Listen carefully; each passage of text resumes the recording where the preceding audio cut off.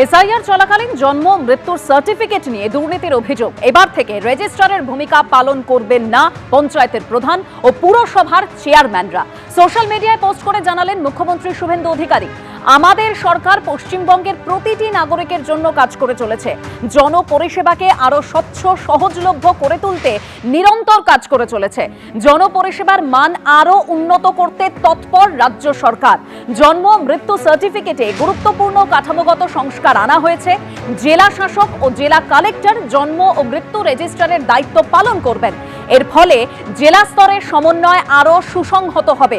BMOH, গ্রামীণ হাসপাতালের superintendent ও medical কলেজের প্রধানরা রেজিস্ট্রার হিসেবে দায়িত্ব পালন করবেন।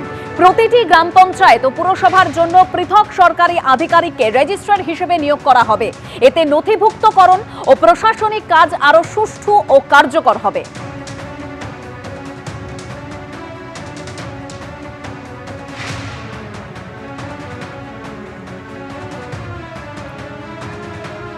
পঞ্চায়েত স্তরে দুর্নীতি রুখতেও নিয়ম বদলানোর পথে হাঁটতে চলেছে রাজ্য সরকার। কাল বিধানসভায় পেশ পঞ্চায়েত সংশোধনী বিল। প্রান্তিক মানুষ যাতে প্রতারিত অবহেলিত না হয় সেজন্য রাজ্য সরকার সক্রিয় আছে বললেন শ্রমিক ভট্টাচার্য।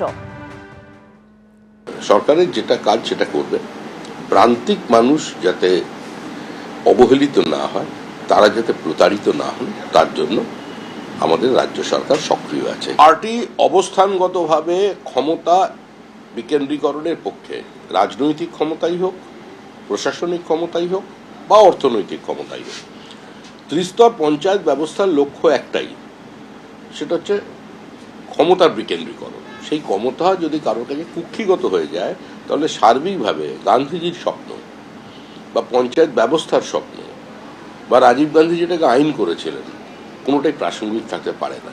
তো সে কারণেই সরকার এই সিদ্ধান্ত নিয়েছে এবং আমরাও এটা চাই।